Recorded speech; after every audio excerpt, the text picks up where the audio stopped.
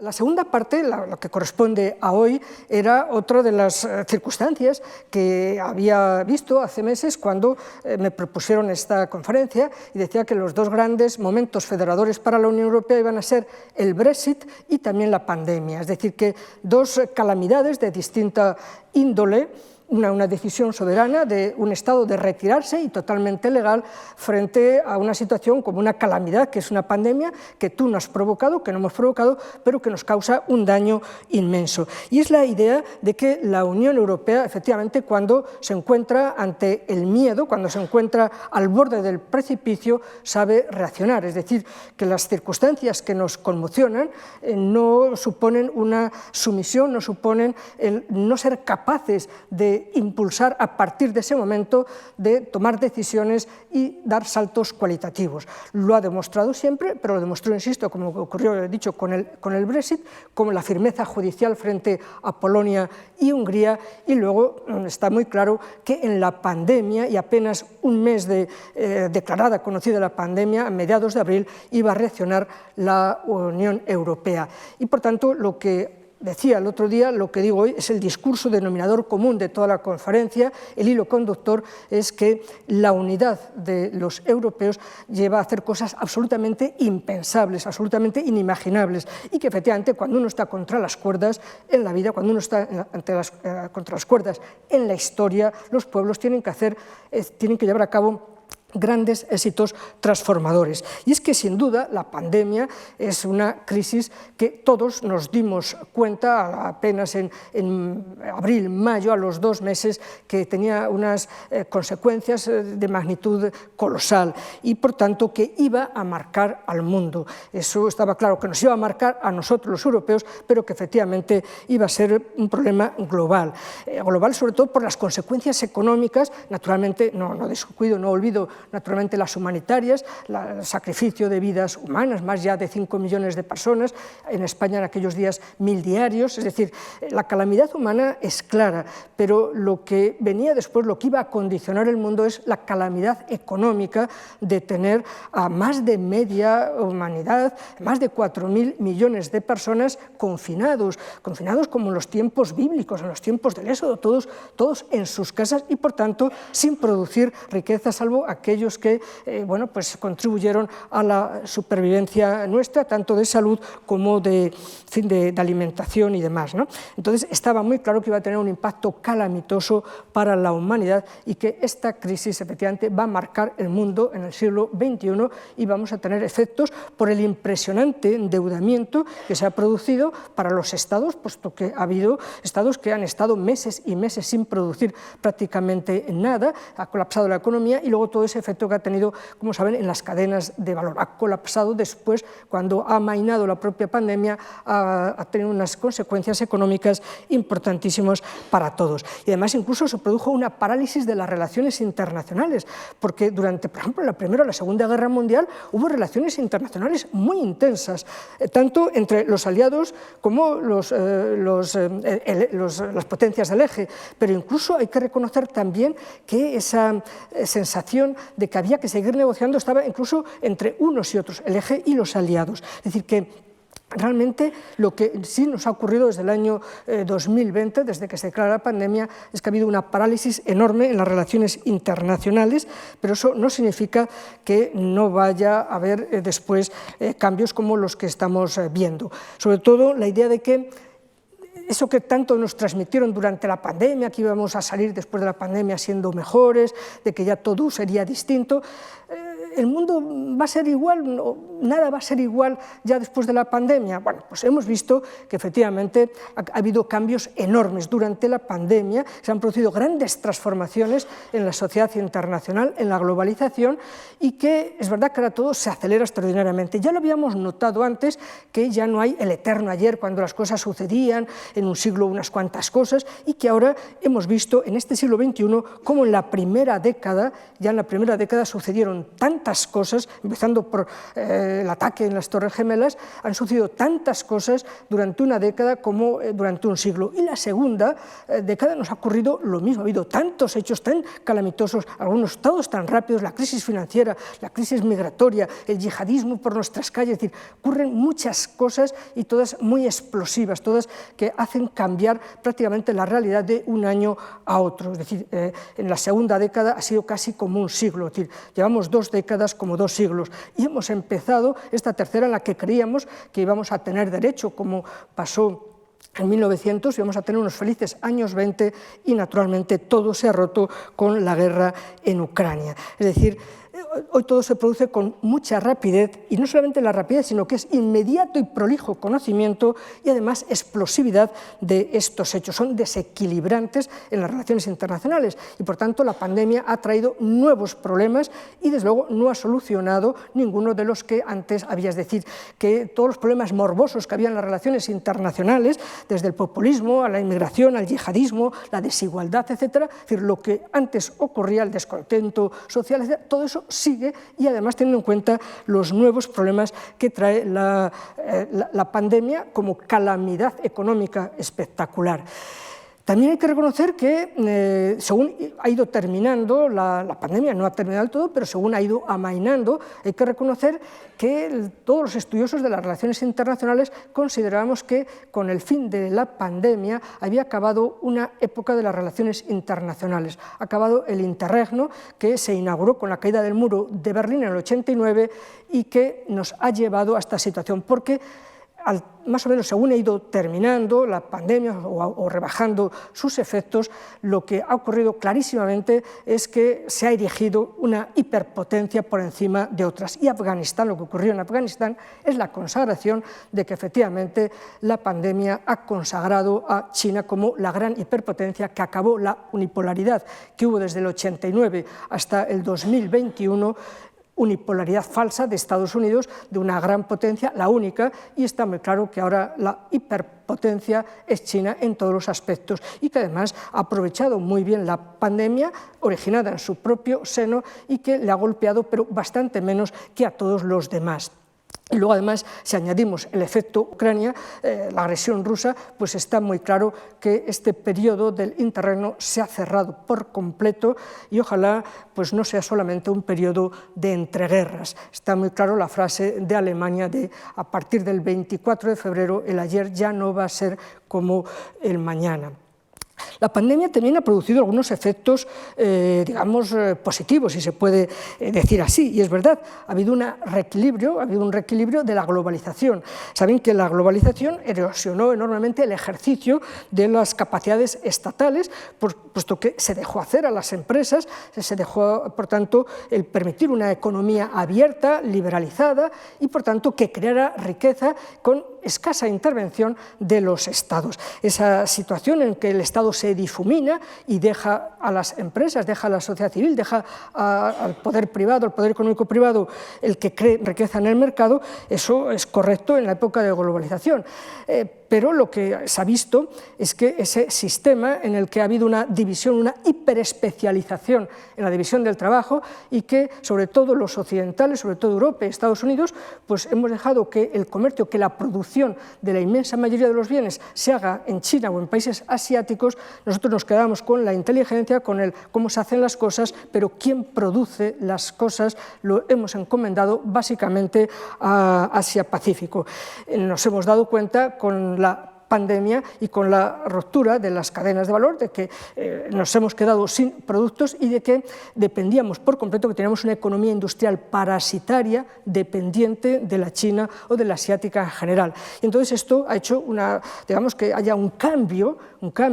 en los políticos, especialmente en Europa, también en Estados Unidos, la idea de que hay que volver a reubicar, hay que relocalizar determinadas producciones, aunque sea incluso a pérdidas, pero garantizarnos siempre una autonomía estratégica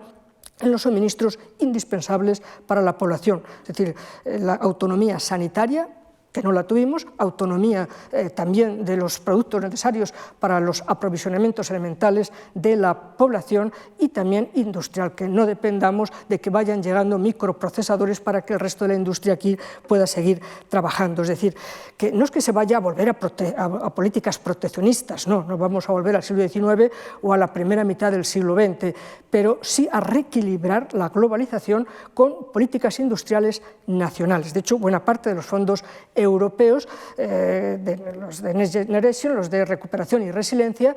guardan una serie de renglones en favor de volver a restablecer la producción para que tengamos aquí producción sanitaria, producción de los alimentos que sea necesario y la producción industrial para que pueda seguir siempre la cadena de producción en nuestros estados y no dependamos, no seamos parasitarios de lo que nos permita hacer China u otros países de Asia. En ese aspecto pues hay que reconocer que ha sido positivo. Y luego también lo que hemos descubierto claramente en la pandemia y en Europa sin duda especialmente es que el Estado sigue existiendo, que el Estado importa. Es verdad que con frecuencia el Estado en época de vacas gordas pues se difumina y es verdad que lo que importa es el espacio privado, económico, pero en tiempos de vacas flacas hay que tener en cuenta que siempre la población en Europa reclama la presencia y la acción del Estado, la intervención del Estado. Ya ocurrió durante la crisis del 2008 al 2018, la crisis económico-financiera y de las deudas soberanas. En aquel momento fue decisivo el Estado, aunque también hubo cierta gobernanza global en aquella época, pero está muy claro que ahora no ha habido gobernanza global y que fundamentalmente el Estado ha vuelto y el Estado pues ha permitido el proteger a la población y salir de los esquemas clásicos de la globalización, de los dogmas de la globalización y de que el Estado no puede renunciar a gobernar, a proteger a su población, sobre todo cuando se dan estas circunstancias de calamidad pública como es una pandemia. Desde ese punto de vista, el aseguramiento de los aprovisionamientos, el reubicar otra vez el tejido industrial básico, ha sido una decisión importante de todos nuestros estados. También otro aspecto que se ha visto tanto durante la pandemia como después cuando ha ocurrido la agresión rusa es que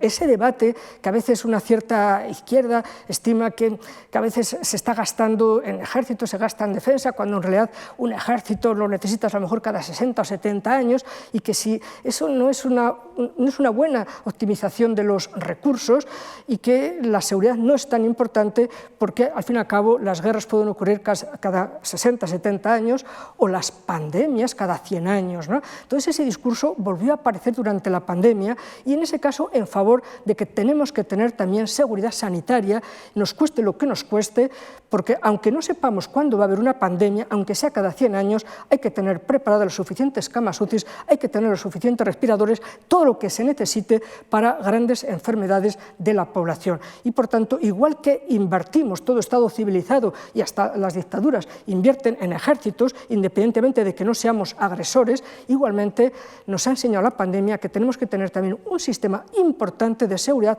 retén para circunstancias como las vividas en la pandemia. Y tras la agresión a Ucrania nos hemos dado cuenta, efectivamente, y de hecho han subido las encuestas en España de apoyo a los gastos de defensa, porque seguramente en Europa contábamos que esto era un jardín en el que no había animales salvajes y claro, nos hemos dado cuenta de que hay que tener un buen ejército, una buena defensa, aunque no sepamos quién nos va a agredir y aunque no lo haya durante cierto tiempo. Es decir, hay un equilibrio entre la optimización de los recursos y la seguridad y ahí debe prevalecer la seguridad ante todo. Otro aspecto de la pandemia es que, claro, en la medida en que rápidamente se empezó a ver las consecuencias terribles para varios estados del confinamiento, de tener todas las fábricas cerradas porque no se sabía muy bien dónde estaba la explosividad del virus, bueno, pues en el mes de abril, aunque la Unión Europea es verdad que durante varias semanas estaba tan confundida como todas las instituciones, como los propios estados, pero hay que reconocer que más o menos a mediados de abril, entre el 15 de abril y el 15 de mayo, hubo conversaciones directas entre el presidente francés Macron y la canciller, la primera ministra alemana Angela Merkel. Y hubo conversaciones directas y entre ellos apalabraron una decisión histórica sabiendo lo que estaba pasando, especialmente en Italia y en España, de que se hundía por completo toda nuestra economía y que se podía producir una situación muy grave para la Unión Europea. Y entonces decidieron que los 27 estados tendrían que salir a los mercados internacionales y solicitar empréstitos a los mercados internacionales, tomar prestado en los mercados internacionales y tomarlos colectivamente, es decir, que no fueran los países que se estaban hundiendo, Italia y España, sino el conjunto de la Unión, los 27, la fuerza, la unidad de los 27, para captar grandes recursos en los mercados internacionales y redistribuirlos fundamentalmente hacia los estados que se estaban hundiendo. Decidieron algo que Alemania siempre se había opuesto durante años. Alemania y otros muchos estados europeos, Holanda, Dinamarca, Luxemburgo, muchos estados se oponían por completo a la mutualización de la deuda, es decir, de contraer una deuda en común y luego repartir lo recaudado siendo generosos, es decir, haciendo una transferencia más importante, masiva a los que más lo necesitaban. Es decir, no se trataba de recoger préstamos y dividirlos entre los 27, sino a los más necesitados. Y efectivamente eso es lo que se decidió, el 18 de mayo ya estaba totalmente decidido y la cantidad, es decir, no hubo que negociar, por tanto no había que hacerle pasillo a nadie, porque desde luego ya quedó establecido lo que iba a cobrar cada estado. Lo que se dejó para la última cumbre es cuánto sería a devolver y cuánto sería totalmente de subvención. Y efectivamente es lo que se llama un momento hamiltoniano y es por lo que les aparece este billete de $10 dedicado a Hamilton, que era secretario del Tesoro de Estados Unidos cuando las colonias norteamericanas se rebelaron contra el Imperio Británico y accedieron a la independencia, formaron una confederación. Cuando termina la guerra la ganan y son independientes, pero es una independencia de 13 estados. Entonces el secretario de Estado de la Confederación, Hamilton, pues consideró que todas las deudas contraídas por los 13 estados, algunos de ellos deudas enormes, es decir, que no hubo una buena gestión de las deudas por bastantes estados y habían contraído muchísimo dinero, pero claro, no se podía formar, digamos, un estado y aparte cada uno tenía su propio presupuesto, su propio tesoro, sus deudas, sus bienes y Hamilton decidió, convenciendo, eso sí, le tocó hablar mucho con Jefferson y con Madison, y sobre todo Jefferson, que luego fue el presidente, y que venía de Virginia, que era como nuestra Alemania, y que no querían ni oír hablar de la mutualización, pero fue una decisión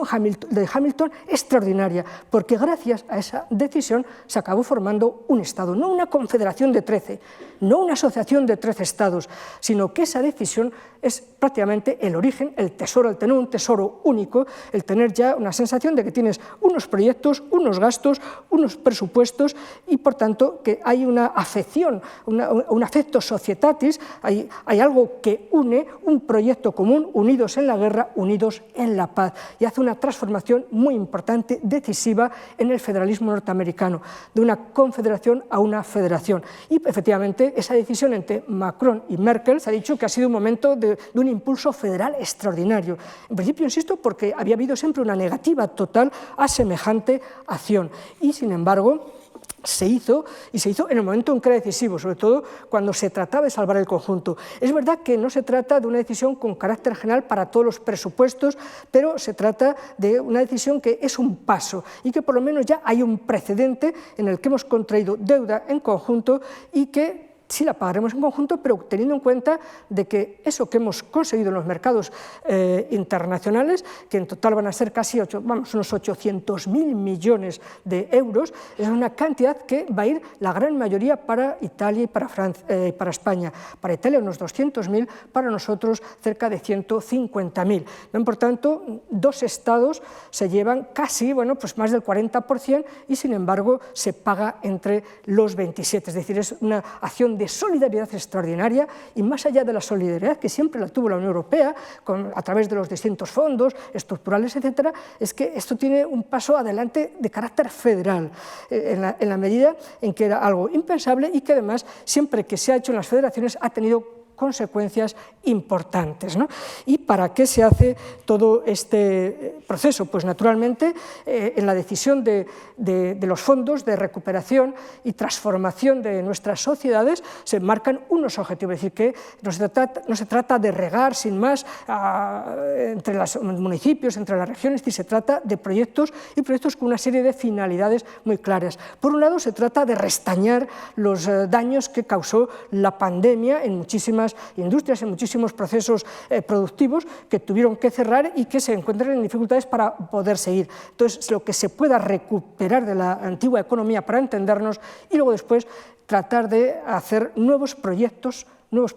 PERTE, se llaman proyectos europeos de recuperación y transformación de la economía. Y verán con frecuencia en el boletín oficial la aprobación de PERTEs distintos en distintos ámbitos y que a veces son naturalmente transversales, pueden afectar a varios, pero esas son las ideas fundamentales. Es decir, que lo que ha hecho la Unión Europea, por tanto, es reconocer que cuando dos de sus miembros se asomaban al abismo, había que ayudar entre todos y ayudar de una manera, insisto, con unas cantidades, unas magnitudes extraordinarias. ¿Y por qué para Italia y para Francia? Lo pueden entender perfectamente, porque nuestros dos países, y lo saben perfectamente, pero el nuestro tiene profundas carencias estructurales, tanto en el sistema productivo como en la propia administración. Y tenemos tales carencias, tales problemas estructurales, que todas las crisis nos golpean extraordinariamente a los dos estados.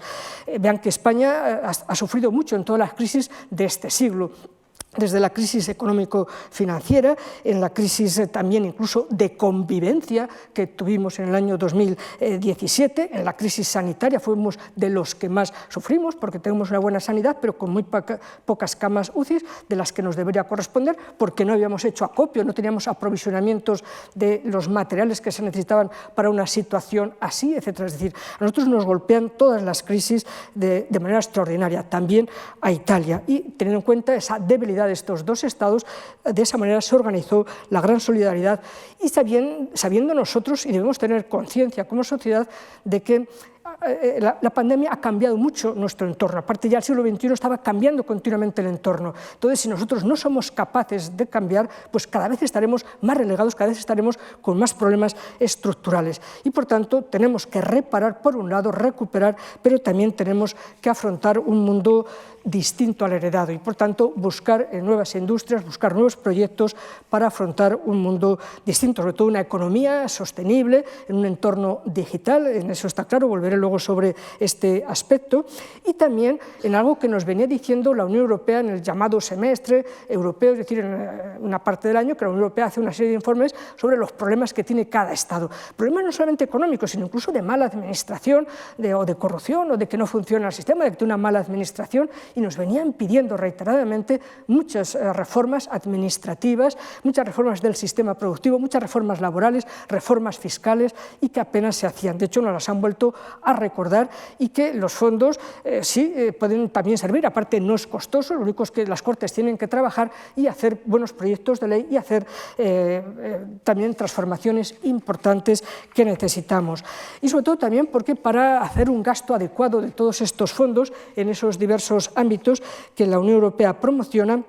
hay que reconocer que se necesitaría naturalmente una administración, digamos, inclusiva, que pactase, que las fuerzas políticas se pusieran de acuerdo, que estuvieran en cuenta, incluso como han hecho algunos estados, con agencias independientes, y que pudiera haber controles antes de la aprobación de los proyectos y que hubiera controles internos después ya sobre la marcha de los mismos, sobre todo porque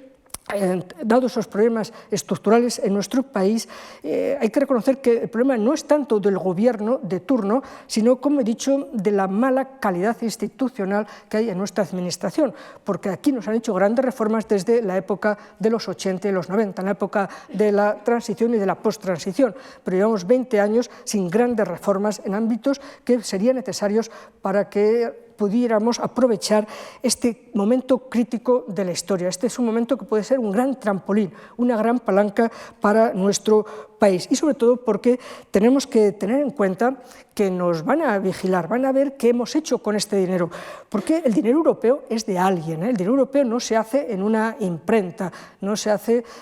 con fotocopias, el dinero europeo es de alguien, es del esfuerzo de otros pueblos, y es el dinero de Francia, es el dinero de Alemania, es el dinero de Holanda, de Dinamarca, y van a querer saber qué hemos hecho con su dinero. Y este momento hamiltoniano, este sistema de contraer la deuda todos para especialmente ayudar a algunos, bueno, pues podría llegar un día a hacerse para todo el presupuesto y, por tanto, como una financiación y un salto federal importante en la Unión Europea, en el federalismo, no digo federalismo estatal, pero en el federalismo asociativo de la Unión Europea. Y, por tanto, tenemos una importante responsabilidad para evitar precisamente que sea una simple anécdota y que efectivamente el Tesoro Europeo en el futuro sea un tesoro mutualizado. Sería una lástima que las fuerzas políticas, para las que hay un gran arraigo de, digamos, de sus operaciones extractivas del Tesoro Público, utilizaran estos fondos para sus proyectos partidarios y no precisamente para hacer la gran transformación de España y que no pudimos tener cuando el Plan Marshall, que no pudimos tener en otros momentos, y este puede ser un momento decisivo para nuestro país, un momento constituyente como lo fue el de la transición de la dictadura a la democracia, que tantos réditos políticos, económicos, jurídicos nos dio. Hay que saber aprovechar los momentos de la historia para obtener impulso y este es un momento vital para nuestro país y para la Unión Europea. Uno de los retos que tenemos dentro del sistema de transformación de la economía, tanto de los planes europeos, pero también incluso fuera del problema de la pandemia, es algo que ya la Unión Europea venía rumiando, venía preparando la idea de que tenemos que hacer una gran transformación tecnológica. Y es que además encima la pandemia, como ustedes saben, ha supuesto un empujón impresionante. Es decir, se ha avanzado en los 2 años de pandemia desde el punto de vista de la utilización y, diríamos, la universalización de las nuevas tecnologías en todos los campos y de su importancia para la economía, para el teletrabajo, etcétera, que ha salvado en buena parte las calamidades económicas. Entonces la Unión Europea venía ya trabajando y ahora con más énfasis en la idea de una nueva frontera digital, de la necesidad de tener autonomía tecnológica los europeos, porque en la sociedad internacional, en la sociedad del siglo XX, quien domine el conocimiento tecnológico es el que va a tener dominio político, dominio económico y dominio militar, es decir, quien sea capaz de generar conocimiento. Y es que la Unión Europea no tenemos capacidad hasta ahora de generar conocimiento, en todo caso es en aspectos muy concretos. Lo que hemos hecho hasta ahora en materia tecnológica, y lo hemos hecho muy bien, nunca lo hubiera podido hacer España por separado, ni Alemania, ella, ni Francia, es controlar las conductas de las grandes tecnológicas. Pero saben perfectamente que las grandes tecnológicas no son europeas, son americanas, es decir, que hemos hecho de guardia urbano, que hemos estado vigilando el tráfico, que no violen las normas fiscales, que no haya paraísos fiscales, que no tengan tratamientos especiales, que paguen impuestos como los demás, también que haya libre competencia, les hemos puesto muchas multas desde la Unión Europea, todo eso está bien, controlar las conductas de las tecnológicas cuando están circulando, digamos, por nuestras autopistas en Europa, pero eso es la labor de un guardia urbano. Realmente nuestra flota, la flota no es nuestra, hacemos de guardia urbano, pero la flota tecnológica que hay en Europa y que hay en el mundo es fundamentalmente americana y también, naturalmente, empezando la China de una manera muy fuerte. Entonces, es muy claro que no tenemos campeones en este ámbito y que necesitamos generar ese conocimiento y tener nuestros propios campeones tecnológicos. Y para eso se necesita mucha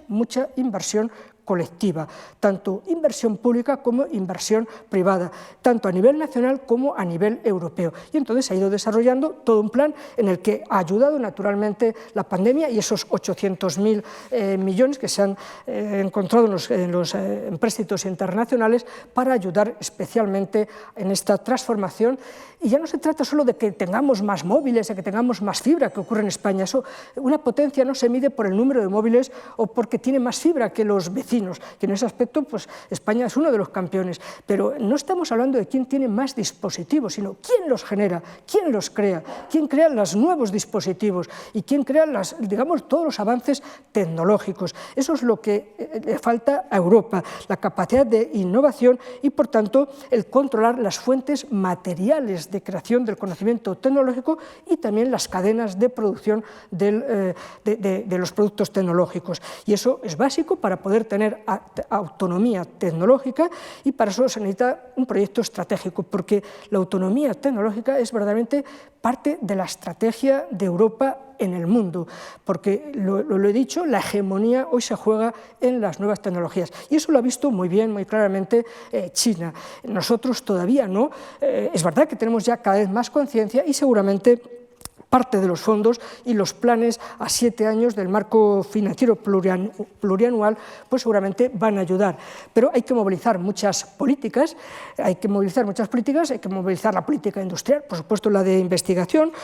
política económica, política fiscal, hay que movilizar a las industrias civiles y sobre todo a las industrias militares, porque en materia tecnológica quien ha ido siempre por delante es la investigación militar, la producción militar. De hecho, Internet es fruto de la investigación militar de Estados Unidos desde los años 50. Entonces, no podemos ser un espectador en esta materia y necesitamos establecer cuáles son nuestras prioridades y también, en fin, el abastecimiento de ideas de conocimiento para proyectarlo en la sociedad. Es fundamental que no estemos simplemente contemplando las innovaciones que hacen otros, no seamos espectadores, sino que realmente seamos los generadores de conocimiento y que, al revés, los demás tengan que depender de nosotros. Queremos ser, veíamos el otro día, una potencia, autonomía defensiva, autonomía tecnológica, y queremos tener autonomía también en política exterior. Queremos ser influyentes, queremos condicionar, queremos que se nos tenga en cuenta y queremos proteger nuestros intereses y los de nuestra población. Y está claro que durante la pandemia nos han ocurrido cosas muy extrañas a los europeos. El entorno es siempre muy cambiante y ha cambiado mucho durante la pandemia, lo he dicho en relación con China, pero también mientras nuestras operaciones de gestión de crisis se encerraban ante el problema de la pandemia, hemos visto cómo algunas potencias muy agresivas que quieren recuperar viejos imperios, bueno, pues se han lanzado a ocupar espacios que tanto Estados Unidos como la Unión Europea habían dejado vacantes. Es decir, está claro como Rusia, como Turquía, durante la pandemia han buscado tomar posiciones muy importantes en el Mediterráneo, en Egipto, en Grecia, incluso llegando a incidentes importantes entre Turquía y Grecia, teniendo que desplazarse rápidamente la flota francesa. Es decir, ha habido muchos problemas en el Líbano también. Es decir, el conjunto del Mediterráneo se ha visto muy desequilibrado durante la pandemia. Y luego también los Estados Unidos de Trump no nos ayudó a Europa, y Boris Johnson, el primer británico, tampoco. Es decir, Europa descubre durante la pandemia que donde creíamos que teníamos amigos y aliados, de que solo teníamos amigos y aliados, pues descubre que tenemos rivales e incluso enemigos, y que efectivamente Estados Unidos nos considera un enemigo y que también en parte China un adversario sistémico. Es decir, lo que se observa es que durante esos años, 18, 19, 20, 21, bueno, pues la Unión Europea se siente, digamos, muy asediada por varios estados que tratan de dividirla desde el propio Reino Unido, atacarnos comercialmente, China y Estados Unidos, en su rivalidad. A quienes imponían sanciones no eran entre ellos, eran fundamentalmente a los productos europeos y especialmente a los españoles. Es decir, nos han tratado de dividir, nos han tratado de atacar y desde luego han tratado de desafiarnos. Y sobre todo porque hay que reconocer que durante mucho tiempo la Unión Europea, pues digamos, sus debilidades, las dudas que tenía la Unión Europea en temas de política exterior y de defensa, pues esas dudas e inhibiciones deleitaban a nuestros adversarios y enemigos. Y claro, han ido empezando a cambiar las cosas en la medida en que nos hemos dado cuenta de que China, en esa rivalidad con Estados Unidos, efectivamente ya no solamente es una gran hiperpotencia, sino que tiene todos los elementos para ir dominando el mundo, es decir, a través no solamente de una política comercial muy agresiva, de estar en todas partes, política comercial, de localizar y vender los productos en cualquier parte del mundo, tener unos canales de la ruta y el cinturón de la seda por todos los continentes, y por tanto la garra del comercio la tienen en todos los continentes, pero también la de las inversiones, es decir, que no solamente quieren comerciar, comprar y vender, no solo son una gran aspiradora de materias primas, sino que además quieren invierten en nuestras infraestructuras críticas, es decir, compran nuestros puertos, invierten en nuestros puertos, por ejemplo el del Pireo, en todos los de África, en todos los de América, en Asia, es decir, llevan a cabo una acción muy agresiva, inversora, también de innovación de conocimiento. China en el 2004 estaba en el ranking por debajo de España en innovación, en tecnologías, en investigación, y sin embargo en 15 años, es decir, que con dinero y con voluntad se pueden cambiar el éxito y las salidas de un país. Y efectivamente China ha invertido muchísimo dinero en investigación, hasta el punto de que no solamente nos ha superado a nosotros, sino que en muchos aspectos, como saben, ha superado también a Estados Unidos. Y luego, además, olvidaba decirles también que durante los últimos 2 años de pandemia ha ido haciendo acuerdos para establecer bases militares por distintas zonas. Por ejemplo, en nuestra antigua colonia, en Guinea Ecuatorial, una base militar, y en otros continentes también. Es decir, que las cosas están cambiando mucho en el entorno internacional. Europa apenas había cambiado, encima no fue capaz de entenderse con Rusia, y la gente pide en los eurobarómetros que tiene que influir, que tiene que protegernos, que tiene que ser mucho más activa, y que tenemos que tener una autonomía propia, defender nuestros intereses. Ayer veíamos cómo la defensa puede servir a esas capacidades. Y luego también la idea de que Europa, sobre todo en la medida en que cada vez van apareciendo potencias más agresivas que enseñan cada vez más los dientes, Rusia, Turquía, pero también China, claro, la Unión Europea a veces se encuentra en una situación un poco extraña. El otro día hablaba de los herbívoros y los carnívoros. Efectivamente, es decir, es que hay potencias para las que lo único que prima es la fuerza, lo único que prima son sus intereses por encima de todo, y la Unión Europea todavía es un sistema, los 27, que nos basamos en la previsibilidad de las normas, en el respeto a las normas, cambiarlas, pero mientras estén en vigor la previsibilidad de las normas, también en los valores y en la defensa, por tanto, desde ese punto de vista de la ley por encima de todo. Y claro, el derecho, es decir, somos de Temis, somos hijos de la justicia de Temis, y es verdad que otros son hijos de Vulcano o serán hijos de Marte. De Venus no, aunque les gusta ridiculizar a Europa diciendo que somos de Venus, no, en todo caso somos de Temis. Y lo que nos ha enseñado mucho el COVID, la pandemia, es que efectivamente China ha sido la gran favorecida, un virus que surge en su seno, le favorece extraordinariamente, no se han roto allí las cadenas de valor, China no ha quedado bloqueada como ha quedado bloqueada toda la economía occidental, incluida la de Estados Unidos, y que nuestra economía industrial, como les decía, hemos descubierto que es totalmente dependiente, parasitaria de nuestro adversario sistémico. Por tanto, hay que ir empezando a cambiar las cosas, porque basta ya de tanta paciencia estratégica, era la expresión que le gustaba mucho a la señora Merkel, y creer que efectivamente está bien, que todo se soluciona mediante métodos pacíficos, pero han ocurrido cosas efectivamente muy importantes para pensar que, aunque debe utilizarse siempre los medios pacíficos, pero a veces habrá que recurrir también a los medios defensivos, y sobre todo cuando han sido otros los que han declarado la guerra. Es decir, que ya teníamos bastantes problemas con el Brexit, con los populismos, teníamos bastantes problemas con la pandemia y la magnitud de la calamidad que ha sido para nosotros, la magnitud económica, sino que además ha venido otro de los jinetes del apocalipsis a Europa, que es la guerra. Y entonces, de nuevo, como en todos los casos anteriores, lo que ha demostrado la Unión Europea, y lo ha demostrado muy bien, es que sabe enfrentarse cuando está al borde del precipicio, cuando está en estas situaciones de pánico, es decir, no tiene pánico, es decir, funciona mejor al parecer, puesto que la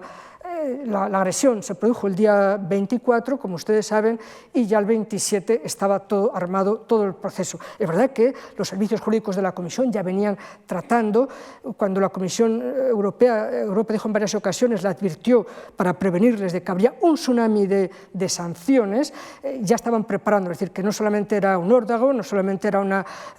fanfarronería, sino que los servicios jurídicos ya estaban preparando desde mediados de enero pues, las miles de páginas, yo creo que superan las miles de páginas que se han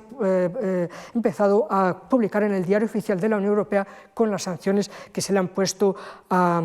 Rusia. No voy a entrar demasiado en esas sanciones, porque muchos de ustedes ya las han oído hablar a través de los medios de comunicación, pero sí recordarles, claro, que esa agresión es una de las violaciones, la violación más grave que hay en el orden internacional, y que es verdad que hace un siglo, 2 siglos, la guerra era un medio perfecto perfectamente legal, pero la guerra está abolida. Lo digo porque una persona el otro día me dijo, pero ¿por qué no se abole la guerra? Que ya está abolida. Es decir, textualmente está en un tratado del que somos parte 193 estados, y está Rusia, por supuesto, en ese tratado. Y en ese tratado, en el artículo 2.4, que es la Carta de las Naciones Unidas, dice expresamente, es decir, está redactado, es por escrito, es una regla clara que está en vigor desde el año 1946, de que no se puede utilizar la fuerza contra los Estados. Es decir, que los Estados tienen la obligación de mantener las soluciones pacíficas y seguir negociando, seguir utilizando solo medios pacíficos. Y si no se soluciona, pues paciencia hasta resolverlos. Pero lo que no cabe es utilizar la fuerza, salvo para legítima defensa cuando te ataquen. Pero no se daba el caso, no es Ucrania la que ha atacado, eso es obvio, nadie debe aceptar o comprar esas mentiras de Putin o de una parte de la extrema izquierda, ha sido Rusia claramente la que ha invadido, porque una guerra empieza con una invasión, y lo digo porque a veces varios medios de comunicación dicen, pero ¿es una invasión o una guerra? Primero ha sido una invasión y, claro, ha desatado una guerra, un conflicto armado internacional, que sería el nombre correcto, ¿no?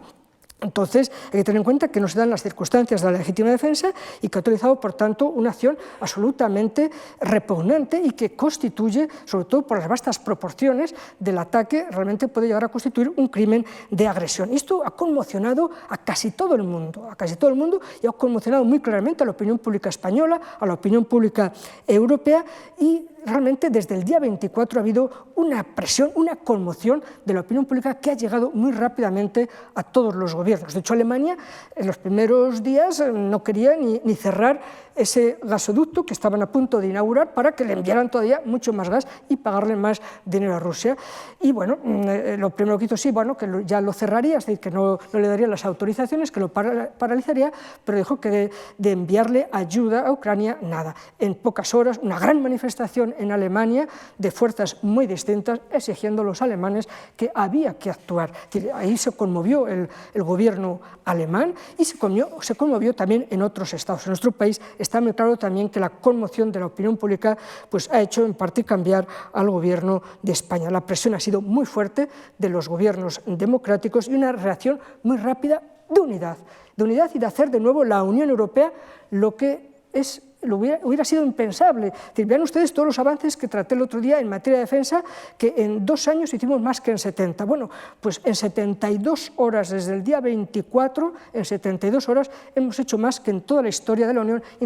por encima de lo imaginable, de lo que no podría pensarse. Esa expresión que hizo Macron desde 2017, que Europa tenía que empezar a hacer cosas impensables. Bueno, él nunca se iba a imaginar lo que ha ido ocurriendo. Y efectivamente, pues se mutualizó también la defensa, es decir, decidimos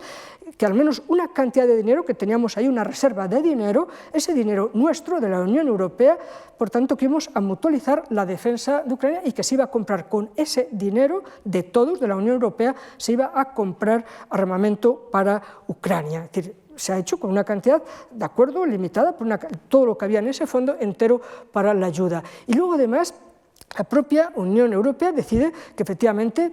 tenemos que cada uno bilateralmente a su vez ayudar a Ucrania, y lo ha autorizado, lo ha promovido, y es una decisión conjunta de la Unión Europea que cada uno ayude como pueda a Ucrania con armamento ofensivo y defensivo. Naturalmente eso ha sido extraordinariamente importante. Vean por tanto que esas bromas que a veces hacen desde la sociología, los politólogos, la prensa y tal, que la Unión Europea, todos los comunicados dice que estamos profundamente preocupados, pero siempre escasamente ocupados. Es decir, aparte es una maldad, es una forma de fustigar a la Unión Europea. La Unión Europea hace las cosas con consensos lentos, porque le gusta mucho pactar, hacerlo todo conforme a la ley y todo, en fin, conforme a una serie de objetivos y no salirse de las reglas de los tratados. Y lo que ha ocurrido es que ha habido una idea muy clara, que en el fondo está en el tratado previsto, es la posibilidad de una defensa común. Y ha sido el despertar de la defensa común y, por tanto, podemos estar en las las vísperas, en los días o meses, para que empecemos también a pensar no solo en la política común de defensa que veíamos el otro día gracias a que se marcharon los británicos, sino realmente incluso a pensar ya en un sistema de defensa común, porque nos vimos también muy retratados cuando ocurrió lo de Afganistán. Y desde la Unión Europea, y especialmente desde el alto representante para la política exterior y de seguridad, lo que sería una especie de ministro de Asuntos Exteriores de la Unión Europea, el español Josep Borrell, fue el que consideró con la Comisión, con la señora von der Leyen, muy claramente que había que movilizar a la comunidad internacional, es decir, que Europa tenía que ser influyente, lo que le viene pidiendo la gente de la Unión Europea, que sea influyente, que lidere con valores el mundo, y que lo lidere, eso sí, como nos gusta, con derecho y con instituciones. Y entonces rápidamente se pensó que efectivamente teníamos que movilizar a la comunidad internacional. No ha sido Estados Unidos, no ha sido Japón o Canadá, ha sido la Unión Europea la que decidió empezar una movilización general de la comunidad internacional y, por tanto, tener liderazgo más allá de nuestras fronteras. Y efectivamente fue este famoso discurso ante el Parlamento Europeo, este famoso discurso, el que realmente ha movilizado a Europa y es en el que anuncia lo que quiere hacer Europa, movilizar al mundo. Y Borrell, en ese discurso memorable, lo habrán visto, que además, digamos, sin papeles y con una gran conmoción, con esa conmoción y emoción de la que fue capaz también en las movilizaciones en favor de la unidad nacional en Cataluña. Recordarán en las dos grandes manifestaciones su discurso patriótico. Bueno, pues aquí un discurso patriótico europeo, del patriotismo constitucional europeo, y dejando muy claro que nosotros íbamos a constituir una coalición internacional, eso sí, no al margen de la Asamblea General de Naciones Unidas, como hizo la OTAN cuando invadió Yugoslavia, cuando atacó a Irak, es decir, hacerlo con el derecho internacional. Es decir, cuando luchamos por el derecho internacional no puedes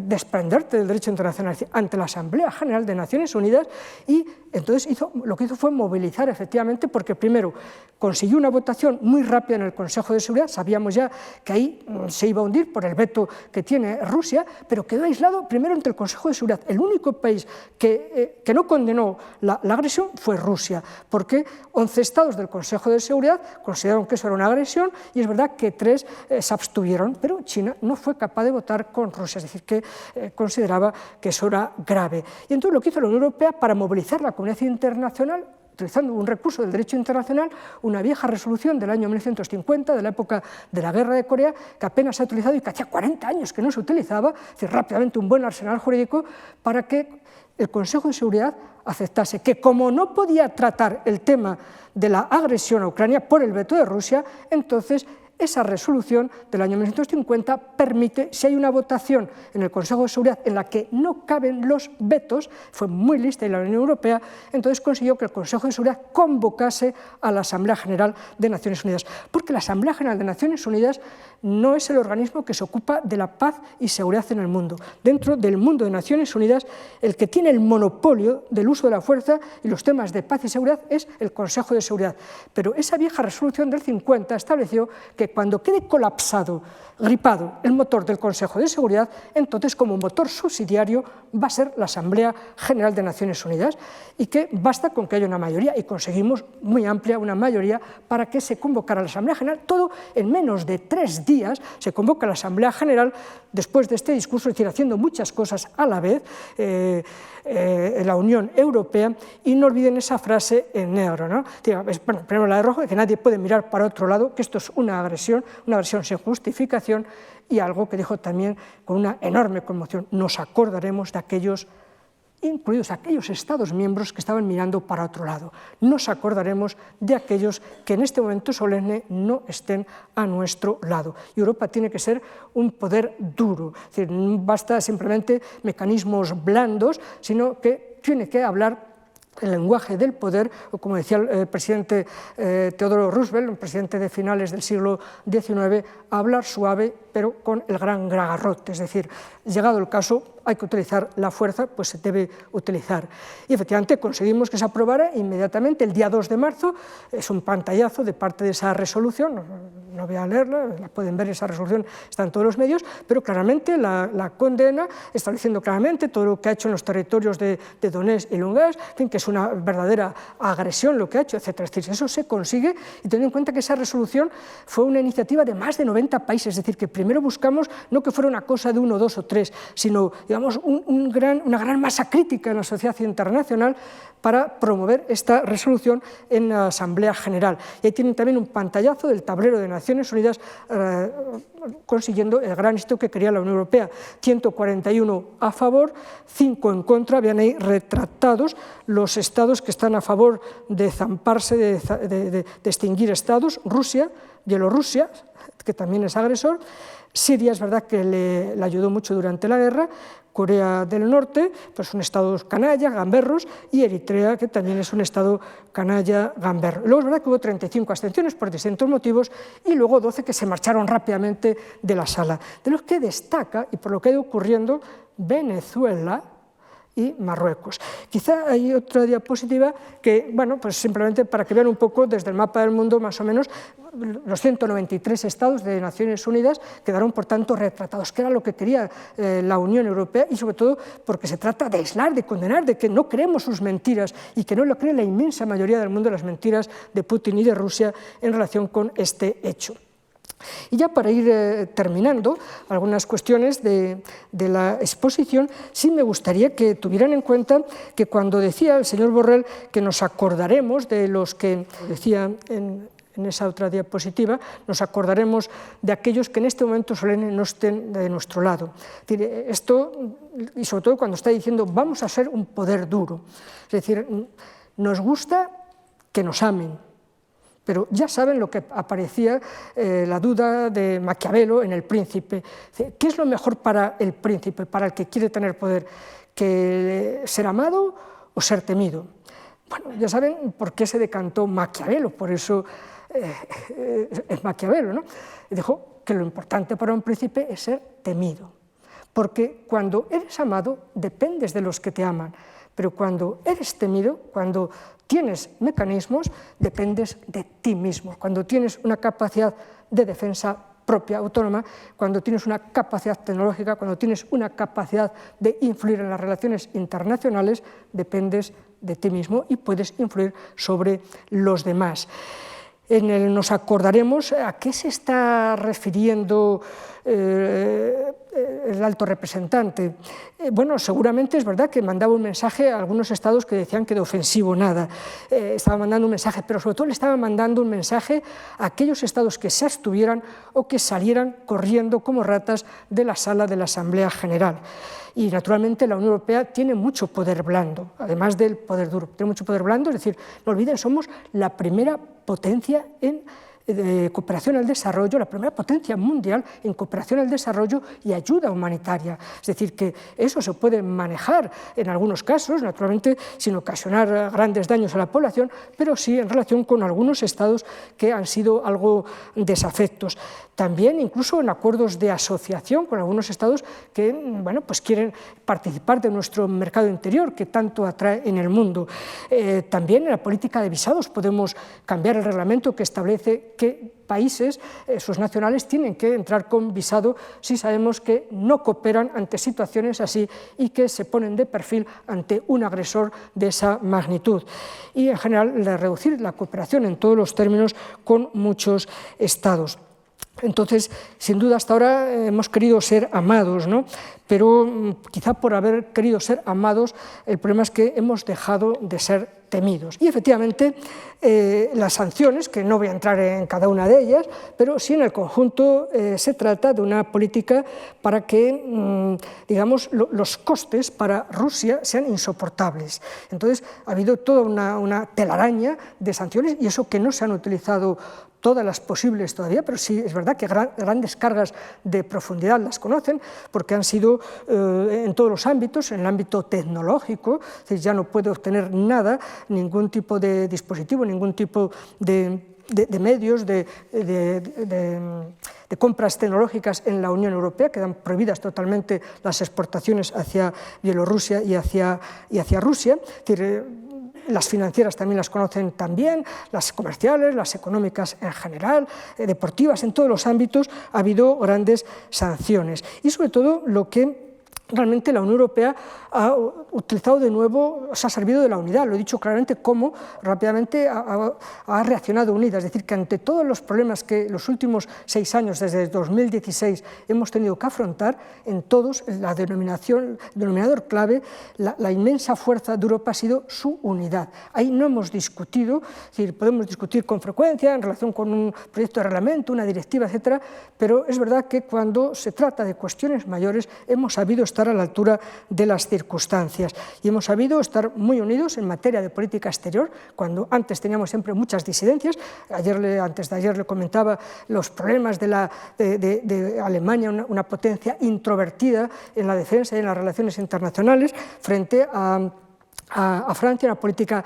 un país extrovertido en la defensa, extrovertido en las relaciones internacionales y que aúna muy bien su fuerza diplomática, su determinación diplomática, su determinación militar para la defensa de sus intereses. Desde ese punto de vista, por tanto, la Unión Europea en todos los grandes avatares de este siglo XXI ha sabido estar a la altura de las circunstancias y además convertirlo en fuente de oportunidades. Lo hizo cuando ocurrió el Brexit y entonces, bueno, pues empezó a tener su cuartel general, a hacer las cooperaciones estructuradas, es decir, toda una serie de enormes dividendos en esa ocasión. Es decir, que hizo de la desgracia una oportunidad importante para la defensa entre los años 17 al 20. Igualmente, la financiación de la defensa ya se empezó entonces. El Tesoro con la pandemia, el tener un tesoro único en esa materia y comprometernos todos.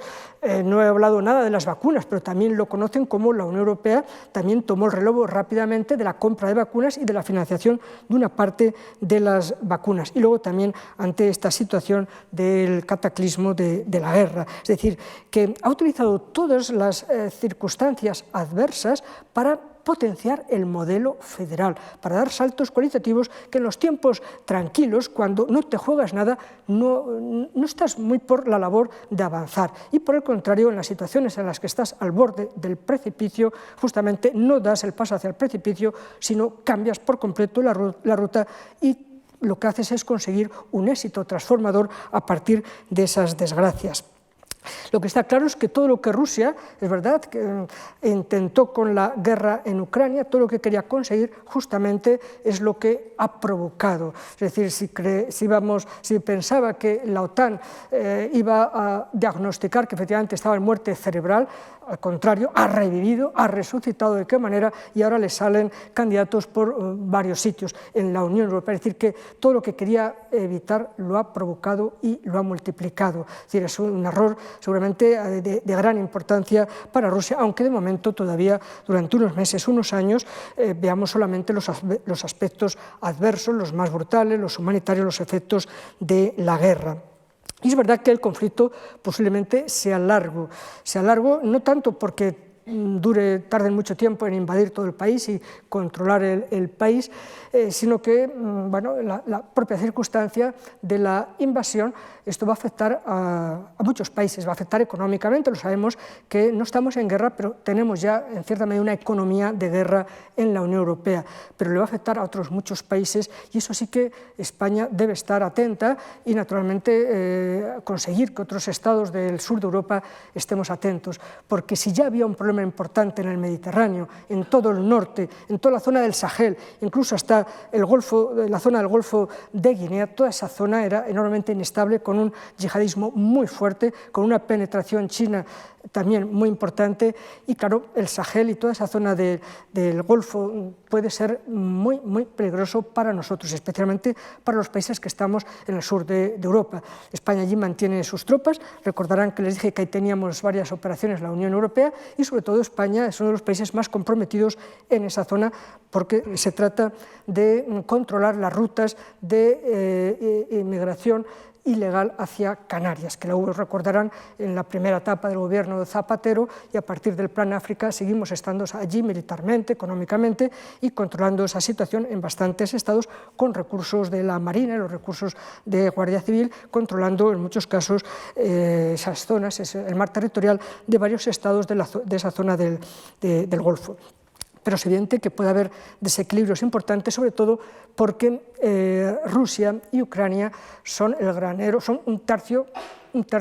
de las reservas de trigo del mundo y, por tanto, sus exportaciones eran vitales para todo el norte de África, especialmente para Egipto y para el Líbano, pero en general para toda África, es decir, todos los cereales, la cantidad de productos agrarios y agropecuarios que vendían, pues eso sabemos ya que va a cortarse, lo estamos ya viendo en España, y que eso puede tener efectos desestabilizadores muy graves en la zona del Sahel y en el norte de África, y por tanto habrá que tener cuidado. Naturalmente, otras zonas del mundo también van a sufrir mucho como consecuencia de esta brutal agresión. Y luego también lo que está claro es que lo sucedido en esta guerra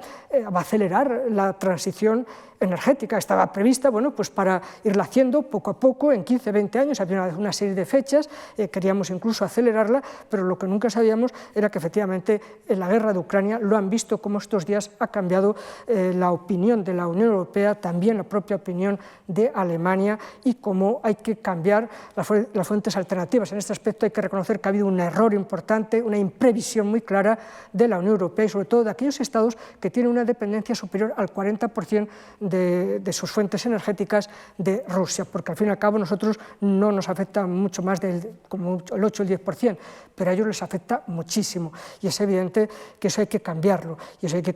y claro, eso no se puede hacer de la noche a la mañana. Cuando algunos medios de comunicación decían que sin más, que Alemania no recibiera y no pagara el gas ruso, o Polonia, naturalmente eso sería el colapso de toda la industria de esos países. Por tanto, en estos días se está buscando, la reunión de jefes de Estado de mañana y pasado van a buscar, de hecho ya están tratando durante estos días de buscar alternativas rápidas para Alemania y otros estados del este que tienen una fortísima dependencia del gas ruso. Lo que está claro es que efectivamente va a ser ahora ya todo mucho más rápido, la transición energética, y a lo mejor no como pensábamos, no tan verde, no tiene por qué ser excesivamente contaminadora, pero desde luego no va a ser tan rápido la transición verde, porque el cambio ahora totalmente de las fuentes de energía no va a ser fácil y seguramente pues tendrá que abrirse a otras opciones. Lo que también está claro, y es otra de las conclusiones de estos 2 días, es que después de todo lo que hemos dicho, está claro que ya el mundo y a la propia Unión Europea le interesa que no se nos siga viendo simplemente como un gran mercado, como una gran potencia normativa. Éramos la primera potencia normativa, la primera potencia reguladora en la globalización. Cada norma que se aprobaba en tema de globalización, todo el mundo lo seguía, es decir, marcábamos las rutas. Estaba muy bien ser una gran potencia reguladora en lo digital, en todos los ámbitos, ¿no? En todos los ámbitos. Todo el mundo tenía que transformar, construir, producir conforme a nuestras reglas. Vale, éramos una gran potencia, pero normativa. Y ahora lo que está claro es que la Unión Europea quiere que se la vea mucho más de ser una potencia normativa. Y es verdad, yo hace ya un par de años, incluso en al poco de producirse la pandemia, he dicho que la Unión Europea tenía que...